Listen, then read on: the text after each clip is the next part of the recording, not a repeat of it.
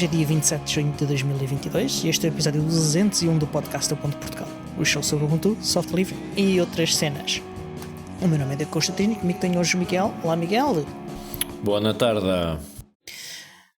Ok.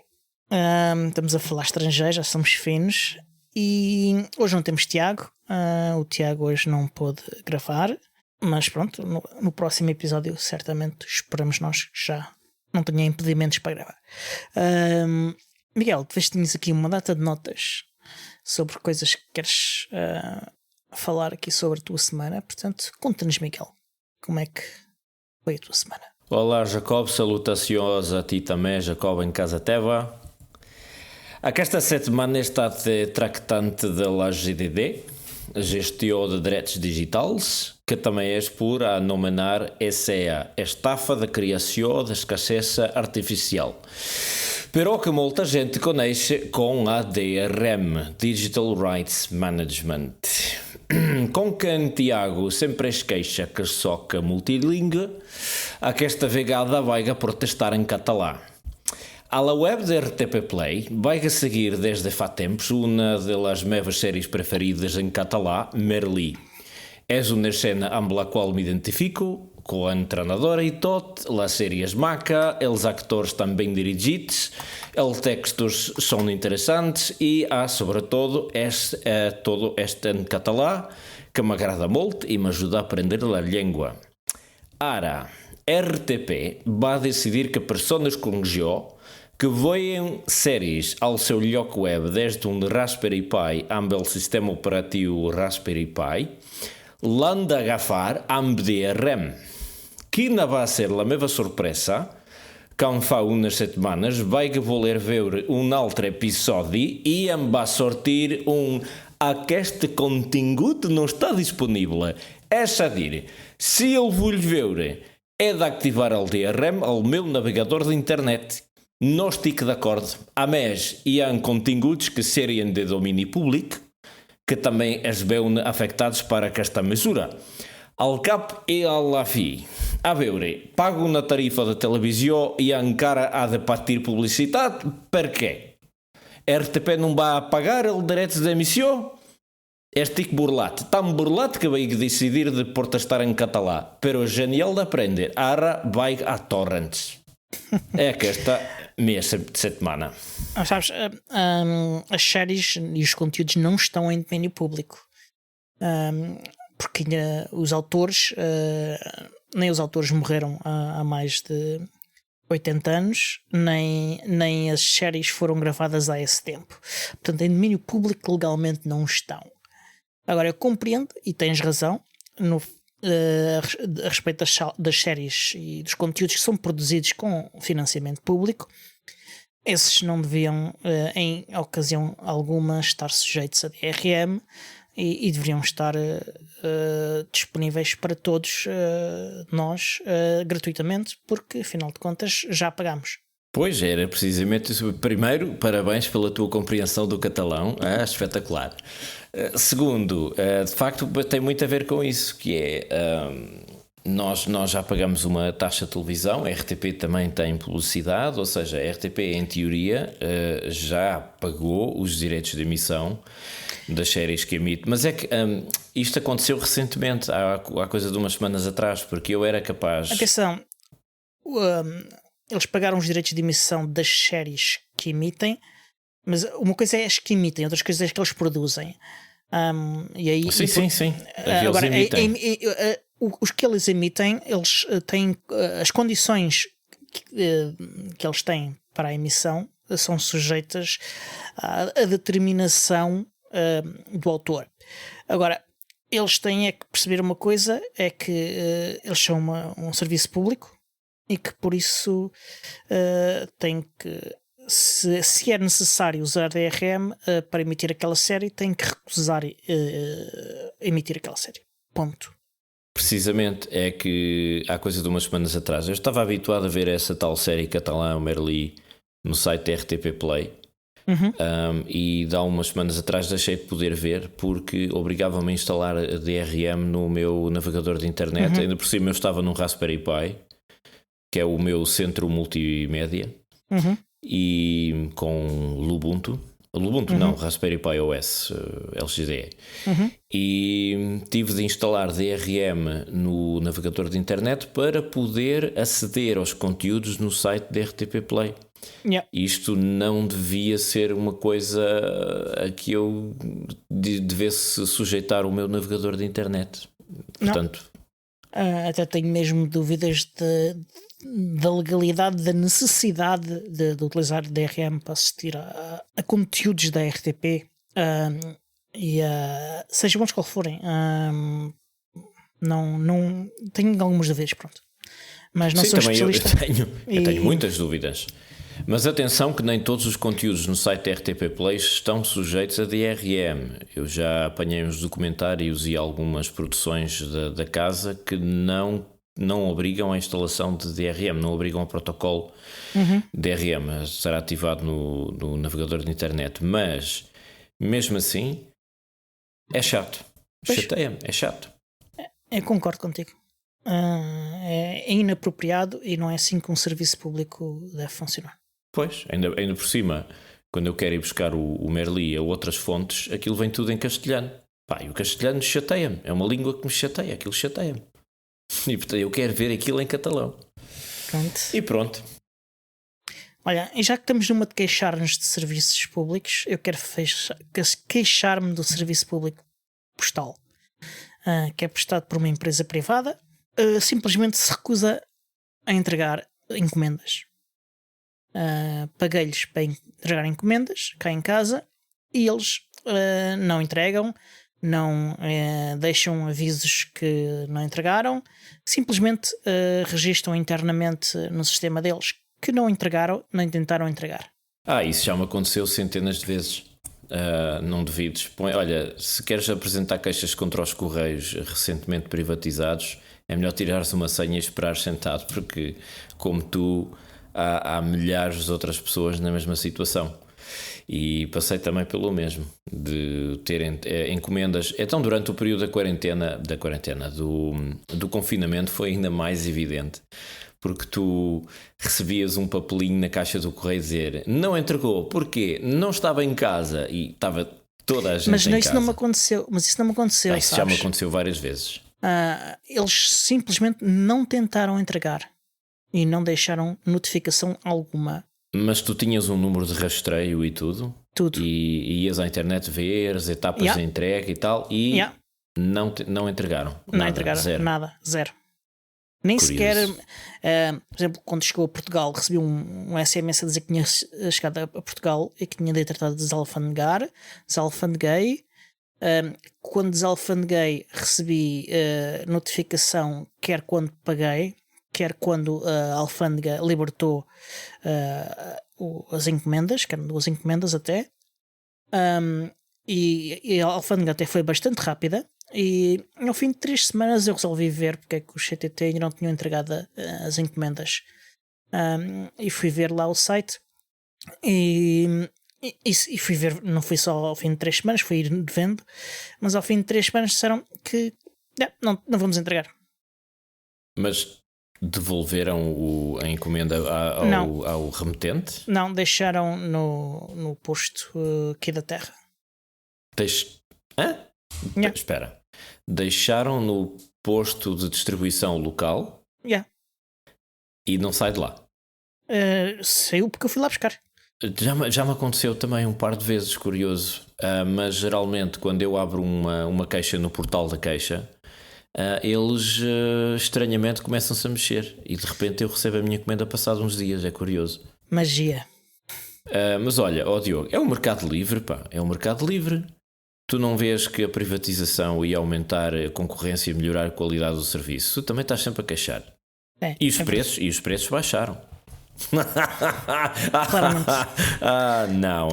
Não baixaram. O nosso amigo André Freitas está a perguntar se são encomendas da Pine. Sim, são encomendas da Pine. Ui. Da Pine 64. Espera, eram materiais com algum valor monetário? Algumas dezenas de euros. Dezenas de euros? Diogo, estás fraquinho. Tu geralmente costumas fazer compras nas várias centenas de euros. Evito.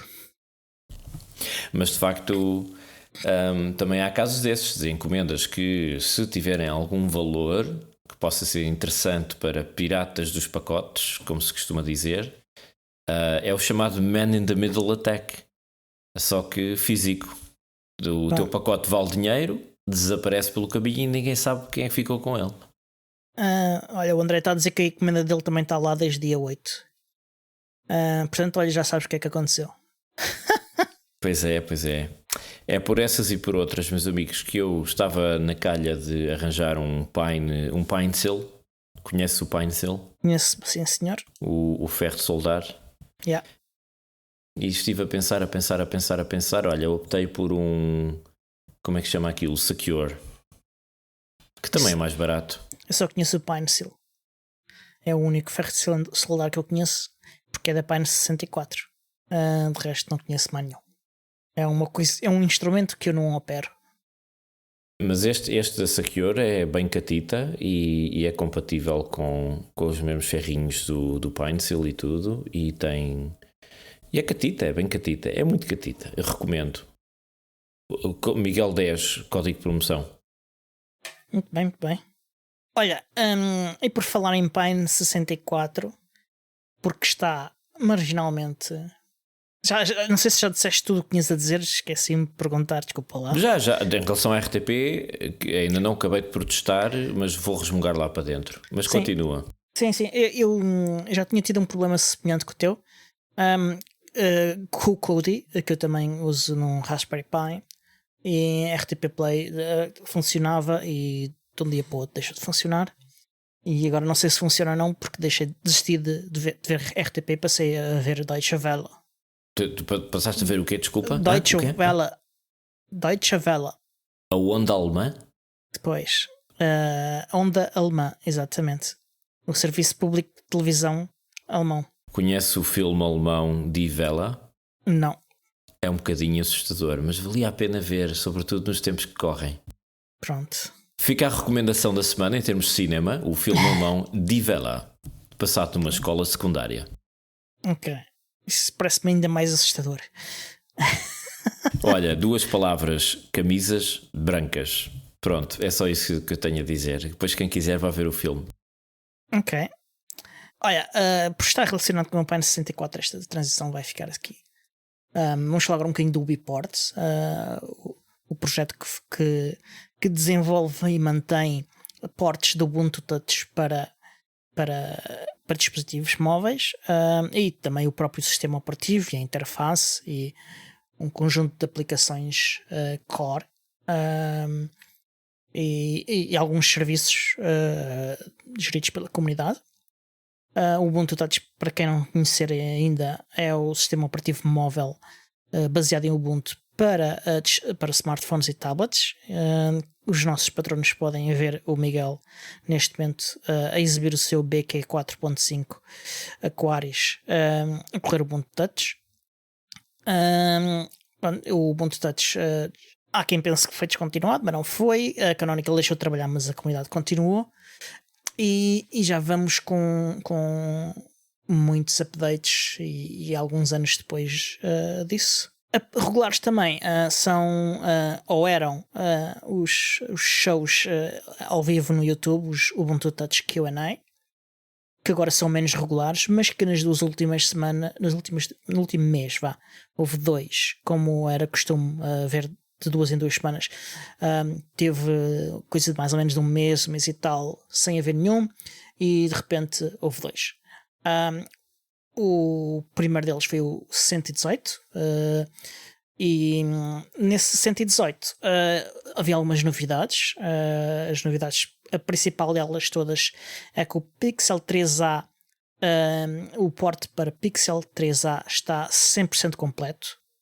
Eu já perdi a conta aos modelos dos Pixels. Qual é o mais recente? Não faço ideia. Para isso 7 ou 8? Não sei. Também não faço ideia. Mas o 3A já tem alguns aninhos. 3 e 3A. O 3A está completo. Todas as funcionalidades do hardware funcionam em Ubuntu Touch. E também já está a funcionar com Ethercast, que é um protocolo que faz streaming do da interface do sistema para um qualquer outro dispositivo que suporte o protocolo. É um protocolo sem fios, que usa sem fios. Portanto, se tiverem um dongle que suporte o protocolo ou uma televisão que suporte o protocolo, podem com este dispositivo utilizar as funcionalidades convergentes do Ubuntu Touch e divertir-se com isso. Pois, isso é tudo muito bonito, mas o que eu gostava mesmo, eu sonho todos os dias com isso, era poder ouvir rádio FM no meu Aquaris i 4.5. E é uma pena que essa funcionalidade ainda não esteja disponível no meu telefone.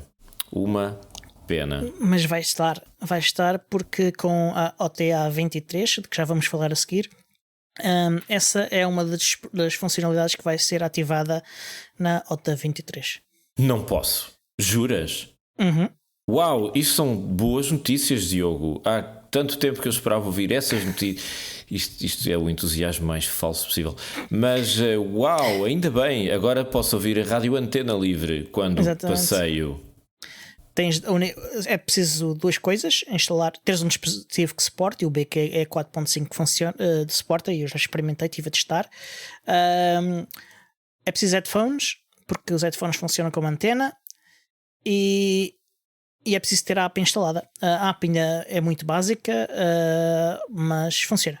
Mas isso é em que versão em que canal é que isso está? Neste momento ainda só está no RC, Release Candidate, mas nos próximos dias irá ser publicado.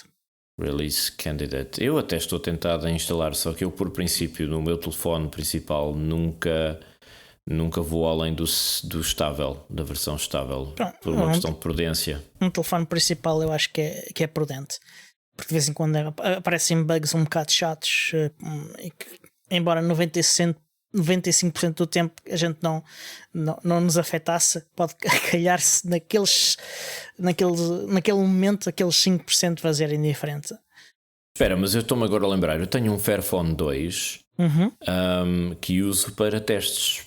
Se calhar eu não sei se o Fairphone, não sei se o Fairphone tem essa funcionalidade ativada. É uma funcionalidade que depende do porte, não do sistema operativo em si. Portanto, mas é uma questão de testar. Não faço ideia. Eu desconfio que não. O Fairphone 2 sempre esteve um bocadinho atrás na lista das prioridades da UbiPorts. Eles deixaram. Também é um telefone que, apesar de toda a publicidade à volta do Fairphone, eu tinha muita esperança que fosse um telefone que fosse para durar, porque permitia a atualização dos componentes de forma separada, não é? Mas entretanto a Fairphone decidiu que o Fairphone 3 é que era e lançou um novo modelo que é um contrassenso. O Fairphone 2 teve à venda muitos anos e eles já não vendem o Fairphone 2, mas vendem componentes para Fairphone 2. E eles, enquanto tiverem stock dos componentes, vendem. E o mesmo para o 3 e para o 4 que já foi anunciado, não sei se já saiu também. Mais um. Epá, ok, pronto. Tudo bem. Mas olha, ainda a propósito de aparelhos móveis e isso tudo, eu esta semana estive a ouvir o podcast da concorrência. Peraí. Ainda não chegamos ao fim, que ainda há aqui mais novidades. A respeito deste protocolo, Ethercast, a funcionalidade está a ser reativada na versão Xenial. Portanto, que ela teve desativada porque quebrou. E os porters em breve vão poder reativar isto nos seus dispositivos. Também já foi feita o call for testing da RC, da OTA RC Release Candidate OTA Over the Air 23, que é um update para o Ubuntu Touch, o número 23. O 23 desde a última release oficial da Canonical. E também está lá a funcionalidade também de rádio FM, mas depende ainda de, como eu disse, dos porters terem ainda ativar ou não a funcionalidade. Isto para Xenial. Para Focal há Continuam a haver release features a serem portadas do sistema operativo. Portanto, neste momento o Ubuntu Touch é baseado em Xenial, que é o Ubuntu 16.04, e há um processo em curso de update para o 20.04, Focal, e continuam a haver progressos. Há mais componentes portados e completos. E curiosamente há também mais contribuições individuais de mais indivíduos diferentes, portanto, o que é uma vantagem para a comunidade, porque de quanto menos gente dependermos, melhor, porque as pessoas ficam doentes, as pessoas ficam aborrecidas, ultrapassam limites de saúde até.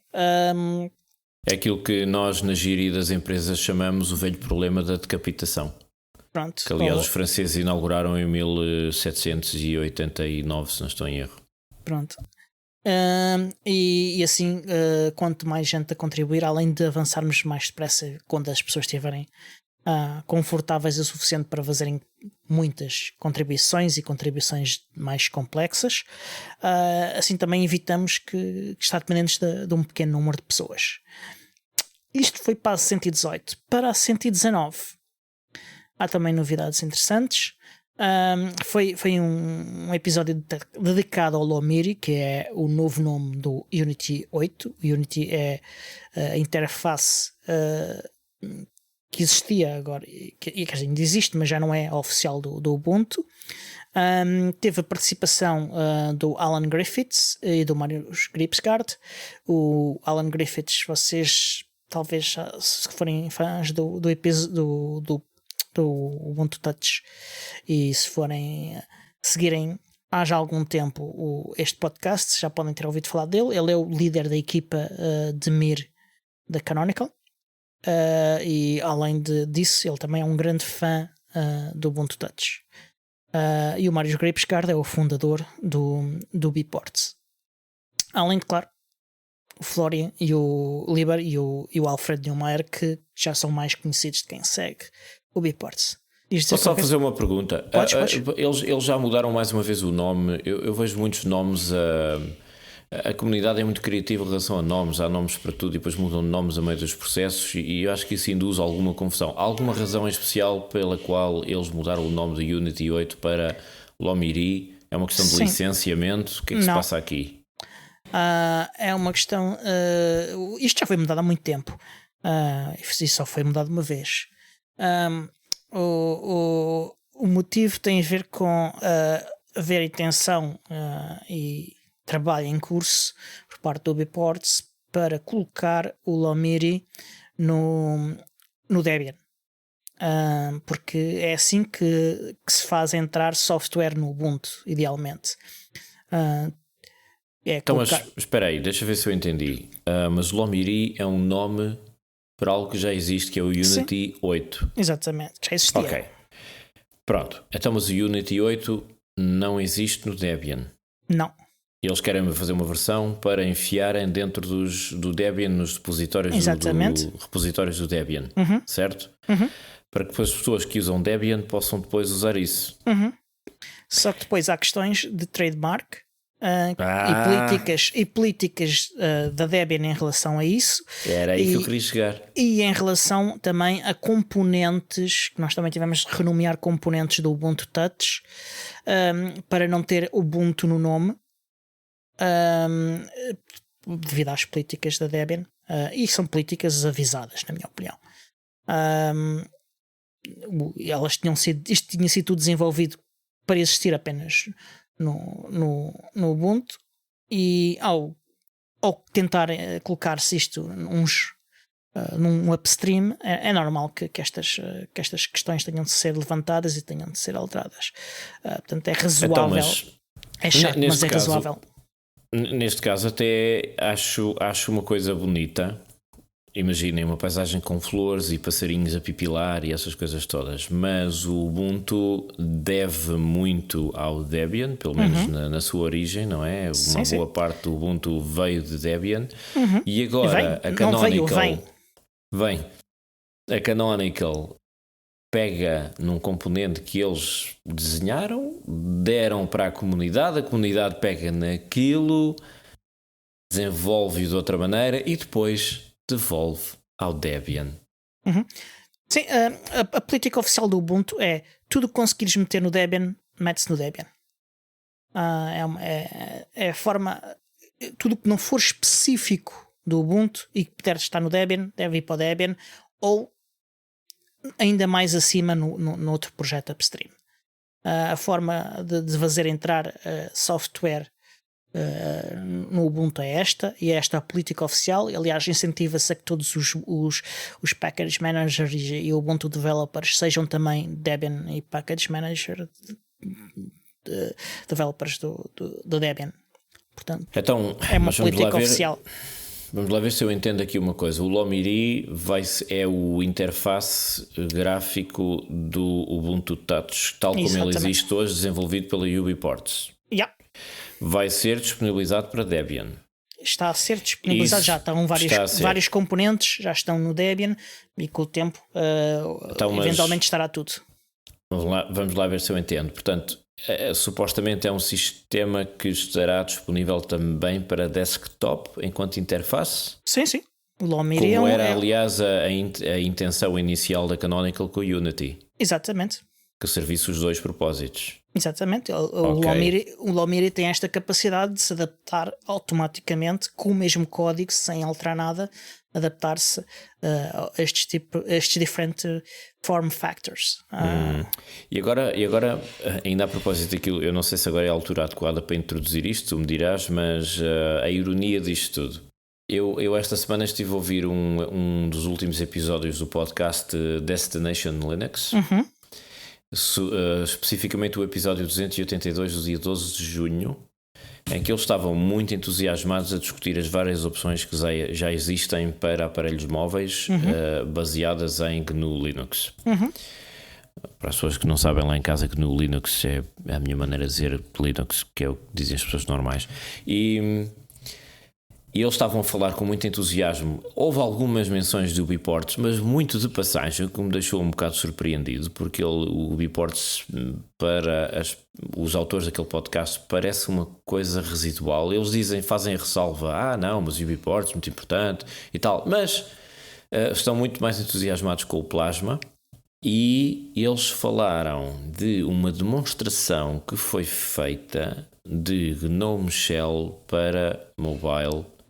Uma prova de conceito, que os deixou excitadíssimos, e uma prova de conceito que os deixou entusiasmadíssimos, e o GNOME parece desenhado para móvel, e a polidez, não é a polidez, o cuidado deste último teste de GNOME em móvel parece que tem um ar assim, um aspecto muito bem cuidado e que parece funcionar muito bem. Atenção, é só uma prova de conceito, portanto também não sei muito mais do que isto. Sim. Mas eles estavam entusiasmadíssimos. Ora, vejamos a ironia da coisa. A Canonical cria um interface gráfico que é suposto ser universal para vários aparelhos, desktop e móvel. A meio do caminho diz assim, não é por aqui. Afinal, Unity isto não vai dar a lado nenhum, vamos largar isto para a comunidade e vamos adotar GNOME. Não foi bem esse o motivo. O motivo foi mais... Sim, estou a caricaturar a coisa, como é óbvio. Sim. E a comunidade pega no Unity e diz, olha que temos aqui uma ferramenta tão bonita, vamos tentar desenvolver isto, vamos dar-lhe o nome Lomiri, Lorimi, etc. Lomiri. E vamos fazer aqui uma coisa. E depois Canonical adota o GNOME com algumas modificações pequeninas como interface da distribuição Ubuntu, e de repente a GNOME diz assim, bom pessoal, vamos lá tentar desenvolver isto para móvel. Enfim.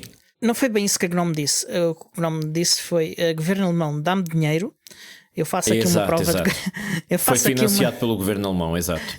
Eu faço aqui uma prova de conceito e com umas modificações ao GNOME, e logo se vê se isto chega a algum lado. Pode não chegar a lado nenhum. De qualquer forma, já existe uma shell modificada baseada em GNOME, que é o Foch, que é utilizado no Droidian e é usado em Desculpa, outros. Diogo, só para que os nossos ouvintes percebam do que é que estamos a falar, podes soletrar o FOSH? P-H-O-S-H. P-H-O-S-H. FOSH. Yeah. FOSH. Tem que ser pronunciado FOSH. E que é uma shell feita para GNOME, que permite utilizar a maior parte das componentes do GNOME em dispositivos móveis. Existe o Plasma Mobile, existem várias alternativas.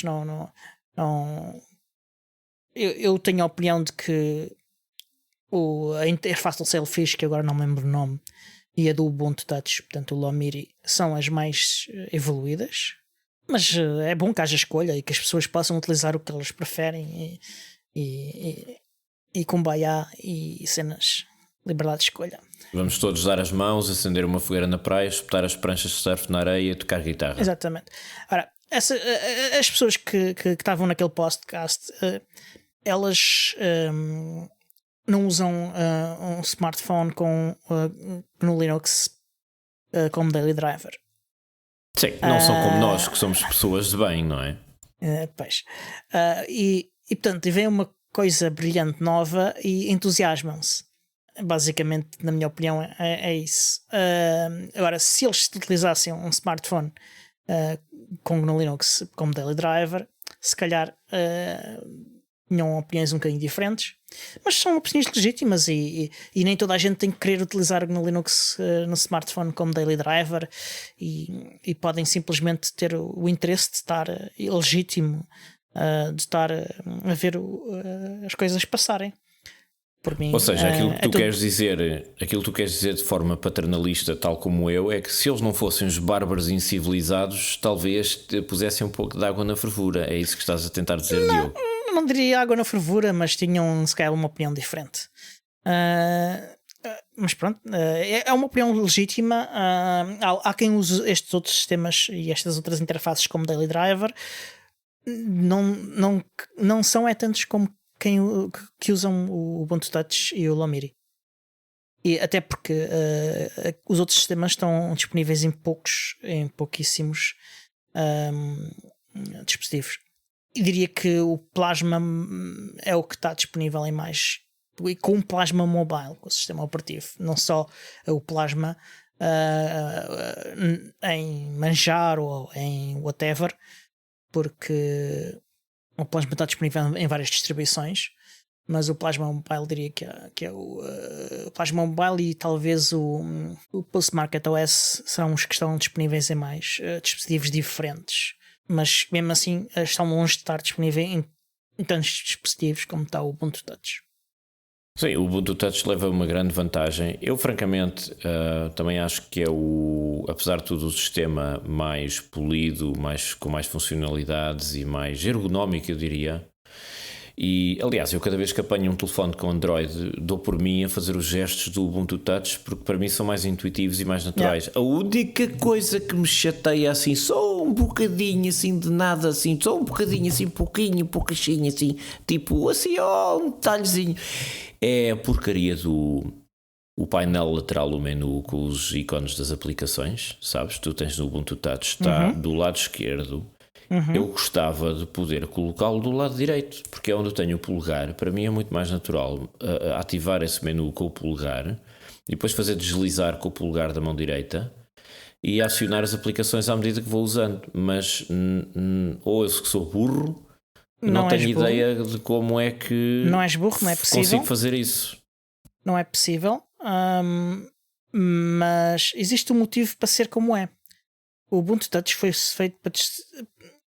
desenhado a interface para dispositivos com entre 4 e 4.5 polegadas. Este é o limite do BQ 4.5. Com dispositivos destes é fácil chegar lá com o polegar.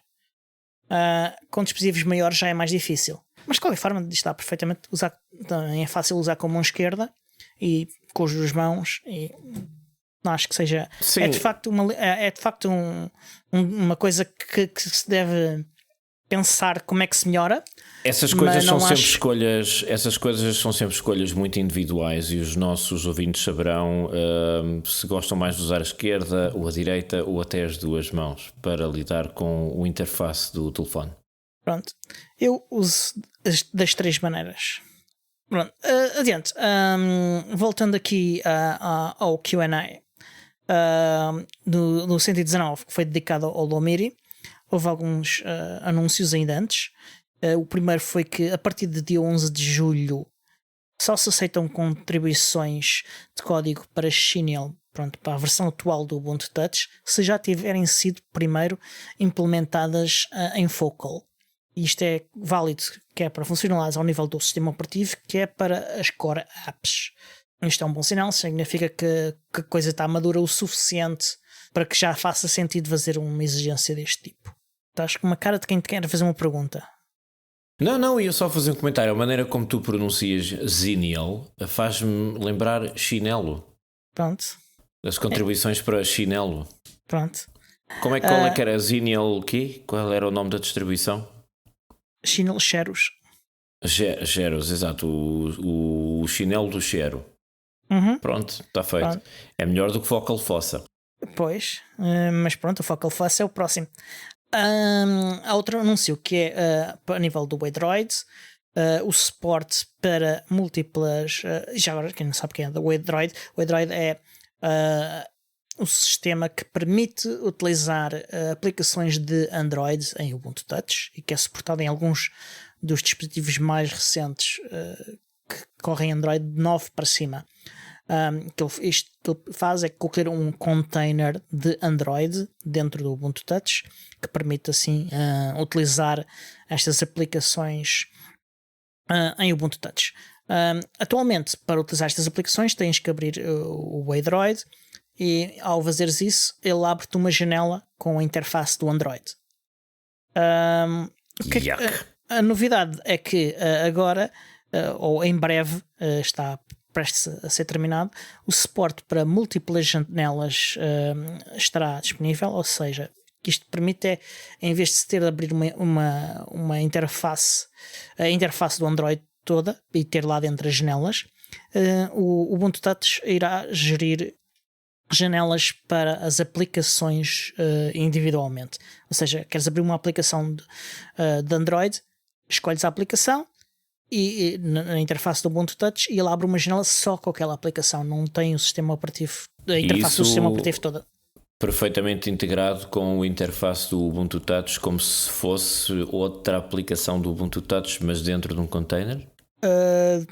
Perfeitamente integrado, depende do que é que queres dizer com perfeitamente integrado. Por exemplo, visualmente falando... Não.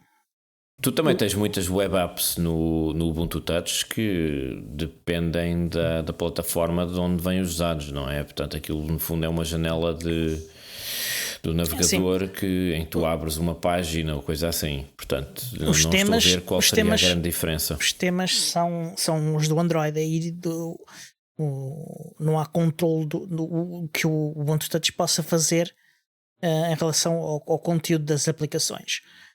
Aliás, essa questão também existe dentro do próprio Android. As aplicações têm aparências completamente diferentes umas das outras. Sim, é verdade, isso irrita-me um bocado. Aliás, uma das coisas que me agradou quando saiu o Ubuntu Touch é que havia uma certa consistência. Sim, uma consistência, uma uniformidade, até no próprio desenho dos ícones das aplicações e tudo, que eu achava muito agradável. Agora isso foi tudo para o galheiro, não é? Fragmentou-se tudo. Não, nas aplicações nativas continuam a existir. O problema é que são poucas. São poucas, exatamente. São poucas.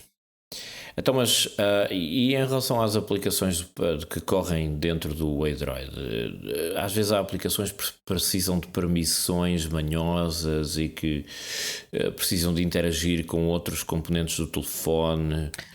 Como é que isso se processa? Isso não vai dar imensos problemas? Não. Quer dizer, dá aos developers do Android. Não então o problema é deles. Está bom. Não, o Android, ao estar dentro de containers, há logo a questão de que o acesso que ele tem, por exemplo, aos sensores, como e a coisas fora do container é limitado. Ele não tem acesso a dados fora do container, tem acesso a sensores, mas isso é feito com o controle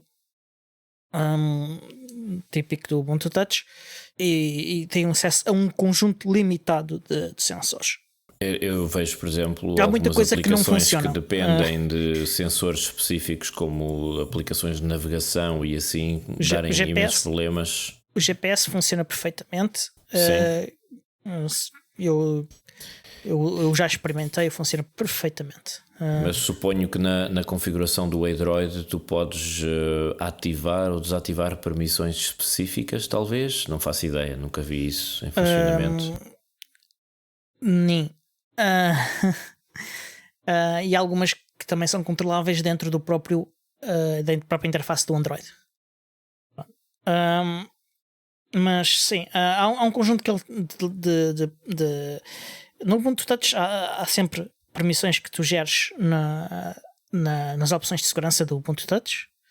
Ok? E deixa cá abrir para mostrar-te. Espera, mas isso não é um Aquarius, pois não, é outra coisa qualquer. Pois este não tem. Esqueci-me que o Aquarius não tem. Eu estava a achar muita fruta. Deixa só o BQ ter acesso a isso. Não, o BQ não aguenta isto. Não tem sequer Android 9. Odeio telefone celular de pobre. Pobre sempre tem BQ, sai correndo na rua mostrando o celular para as amigas. Olha, Gessilade, tenho meu Ubuntu Touch. E depois não corre nem uma porcaria de um Android. Odeio pobre. Os controles do container são feitos ao nível do container e não são controláveis na interface, é que eu estou aqui a ver. Daí que ele também tenha acesso a um conjunto limitado de coisas, que tem acesso ao GPS, tem acesso à rede e chega, e está bom, já chega. Não tem ao Bluetooth, não tem a muitas outras coisas.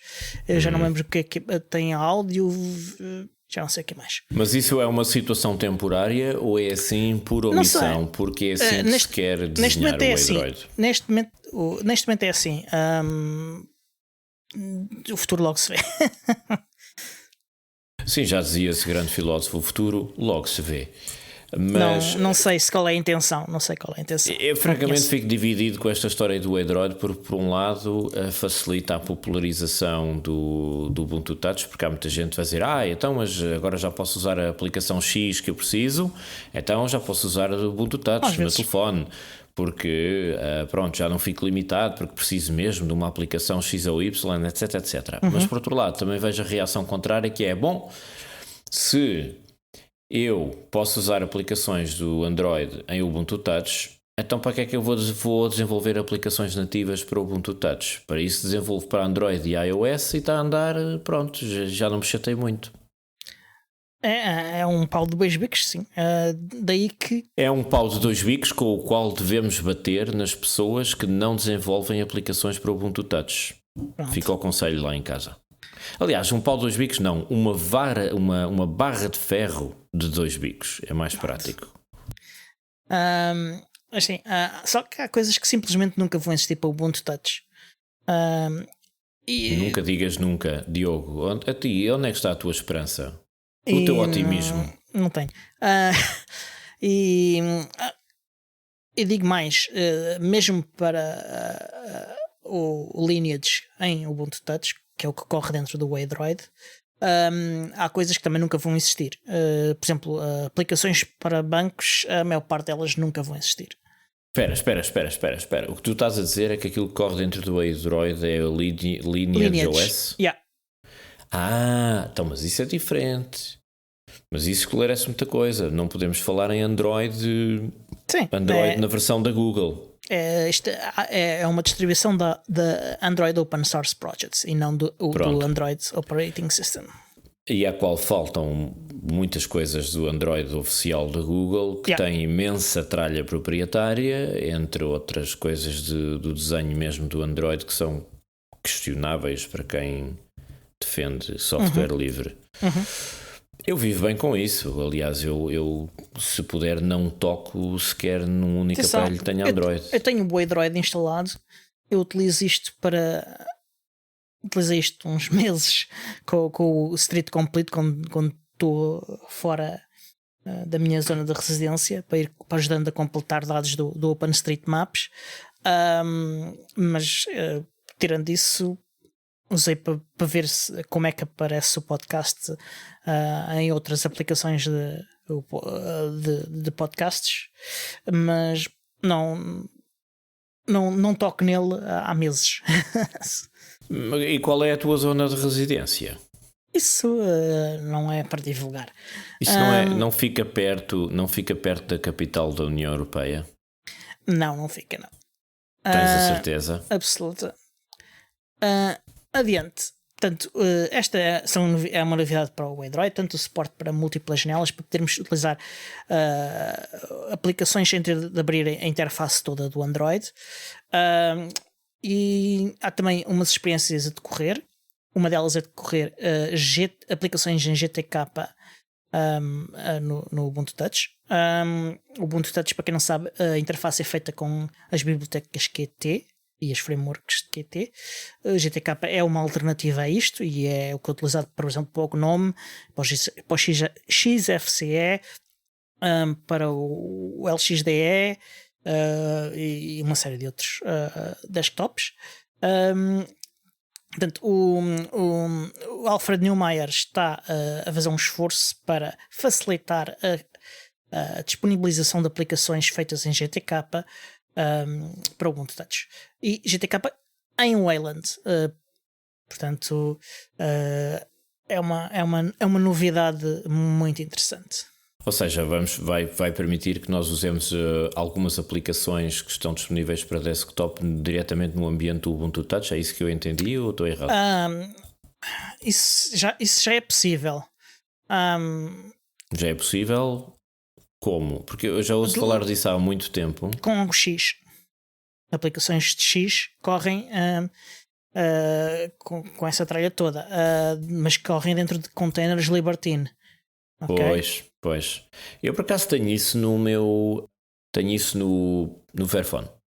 Tenho isso no Fairphone e consigo usar aquela versão em janelas, modo, entre aspas, desktop, mas não funciona muito bem, de facto. Não, porque as aplicações não são feitas para interfaces de smartphones.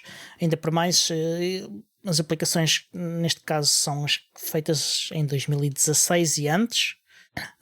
Portanto, o GTK e o GNOME foram sendo alterados mais recentemente para permitirem às interfaces adaptar-se mais facilmente a este tipo de interfaces, mas é uma novidade relativamente recente no GTK e no GNOME. Na altura em que esta versão do Ubuntu Touch foi lançada, não era uma realidade, e tanto só com ecrãs relativamente grandes é que se torna usável. Convergência, amigos, convergência. Exatamente. Converge, filho, converge. Mas, pronto, e mesmo assim há aplicações feitas em GTK e que vão continuar a não ser usadas, porque se não utilizarem as funcionalidades do GTK que permitem GTK e de outras bibliotecas que ficam em cima das do GTK para se adaptarem a este tipo de interfaces, então também não vai ser possível. Mas pronto, neste caso a experiência é utilizando a prova de conceito é usar o VS Codium, a versão software livre do VS Code, que é uma aplicação em Electron que usa o GTK3 para fazer a janela, não o conteúdo. O conteúdo é uma aplicação web de Electron. Mas a janela em si é GTK3. Isto me faz lembrar-me que o Flutter faz o mesmo tipo de coisas. As janelas do Flutter em Linux são feitas em GTK. O conteúdo das janelas não é, mas a janela em si é GTK. E isto poderá também permitir que se possa passar a fazer desenvolvimento de aplicações em Flutter para o Ubuntu Touch. É uma novidade interessante. É importante que haja liberdade de escolha, diversidade de opções, isso tudo, mas às vezes dá-me a sensação, já tivemos esta conversa, dá-me a sensação de que há tantas escolhas, há tantas opções, há muita fragmentação também. Dá-me a impressão que às vezes se a comunidade ou as comunidades plural se focassem numa solução. Isso nunca vai acontecer. Pois eu sei que nunca vai acontecer. E francamente eu digo isto, mas também não acho que seja uma coisa desejável. Porque para isso andávamos todos a usar as soluções que andam para aí no mercado que os proprietários gostam muito, não é? Pois. Tem a ver com uma filosofia diferente. Mas por outro lado é pena, porque eu vejo muita dispersão de esforços e depois tu vês muitas coisas que acabam extintas. Porque, enfim, vai cada um. Funciona um bocadinho como uma evolução no sentido darwinista da coisa, em que tens os ramos da árvore da vida que se espalham em várias direções e depois eventualmente há uma fórmula que resulta e as outras que acabam pelo caminho. Olha, eu pergunto ao Homo erectus ou ao Australopiteco e essa malta toda que, pronto, olha o Neandertal, o nosso amigo Neandertal, que esteve aqui na Península Ibérica há tanto tempo e se calhar ainda cá está. Acho que sim. Numa pequena percentagem do nosso ADN. Eu não sei se é assim tão pequena. 1 ou 2%. Pois, há alguns que têm mais. Ganda boca, sim senhor. Chamar de Neandertais ao pessoal, aos tugas, pá. Os galegos também não se safam, que estão todos na costa oeste. Pronto. Voltando ao Q&A de 119, o Alan Griffiths, que é como eu disse, o líder da equipa de Mir na Canonical e o entusiasta do Ubuntu Touch, explica um bocadinho a história do Mir. O Mir é um conjunto de software, cliente e servidor, que permite mostrar os gráficos nos dispositivos, não é os ecrãs dos dispositivos. E ele primeiro tinha um protocolo próprio, o protocolo do Mir, aliás, não é um protocolo, era uma API mesmo, que permitia fazer esta comunicação entre cliente e servidor. E há uns anos, em 2017, com a mudança de estratégia da Canonical, ele passou então a focar-se na utilização do protocolo Wayland para funcionar, facilitar a comunicação entre o cliente e o servidor. Isto porque tornou-se evidente que o Wayland ia ser a solução à volta do qual a maior parte das soluções em Linux se iam normalizar. E é uma coisa evidente nos dias de hoje. Mas? Havia aí um mas. Eu acho que há aí um mas. Não há mas? Não. Ok. É só boas notícias. Portanto, quais são as más notícias então? Não, isto é uma notícia, isto é só mesmo contar a história. Entretanto, o Mir é utilizado essencialmente para dois grandes casos de utilização.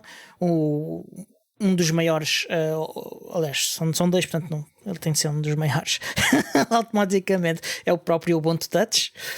O Mir é o display server utilizado no Ubuntu Touch, e o Ubuntu Flame, que é uma plataforma de IoT criada pela Canonical, que também utiliza o Mir.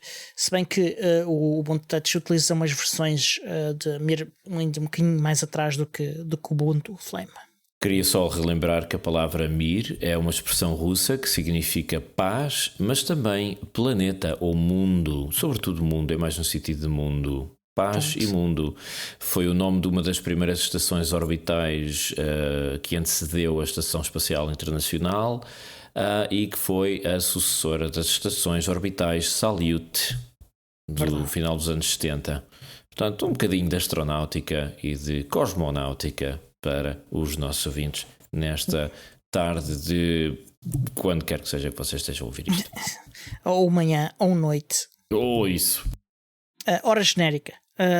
Seja qual for o vosso fuso horário, estou a olhar para ti, Tiago Carreira. Ok, isso é um bocado creepy. E estes dois casos de utilização é também possível utilizar o Mir como um desktop puro, sem ser apenas para um smartphone ou um dispositivo IoT. A equipa de Mir criou até uma prova de conceito, um desktop chamado EGMDE, ou como a gente lhe chama carinhosamente, o Egg Mode. que é uma prova de conceito e que não passa um bocado disso, mas o Mir também pode, e ele é necessário para correr o Lomiri, e há um reforço do esforço em fazer esta tal disponibilização do Lomiri como desktop. E a entrada no Debian, como nós falámos há bocado, e toda a conversa neste episódio do Q&A foi um bocado à volta deste foco, deste esforço. Espera lá, então agora começo a perceber um bocadinho mais a ideia do nome Lomir e... Ok, sei. Porque depende de... Não sei se há razão. Se está relacionado. Isto foi uma palavra inventada e o objetivo foi não haver um domínio registado com o mesmo nome.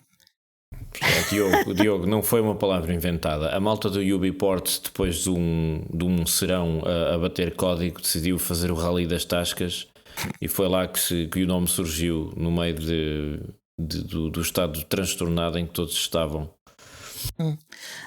Depois, na parte de questões e respostas, houve duas perguntas especialmente interessantes.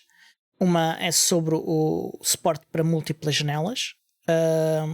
Neste momento o Ubuntu Touch suporte teres uma janela maximizada, isto sem estar em desktop mode ou janela lado a lado. Com o upgrade para Focal, o Ubuntu Touch, aliás o Lomiri, terá automaticamente este suporte para múltiplas janelas e até para múltiplos desktops. É um trabalho que foi iniciado pela Canonical, em que o Marius Gripsgaard já deu-lhe continuação, mas que ainda precisa de algum trabalho de estabilização, porque ele diz que ao fim de uns minutos aquilo ainda crasha. Como é normal. Sim. Nessas coisas. Sim, curiosamente, isto é uma coisa no qual a Apple tem estado a apostar bastante nos últimos tempos, e tem disponibilizado uma série de funcionalidades parecidas com isto, e a registar patentes que nem uma louca, de coisas para as quais há clara prior art, mas pronto. Sabe, uma coisa que me fez rir imenso, a coisa de isto terá sido talvez há 2 anos, foi o lançamento da nova versão do sistema operativo da Apple, aquelas festas que ele faz em outubro, aquilo tem o nome que é o Apple Fest, ou como é que chama aquilo? Não.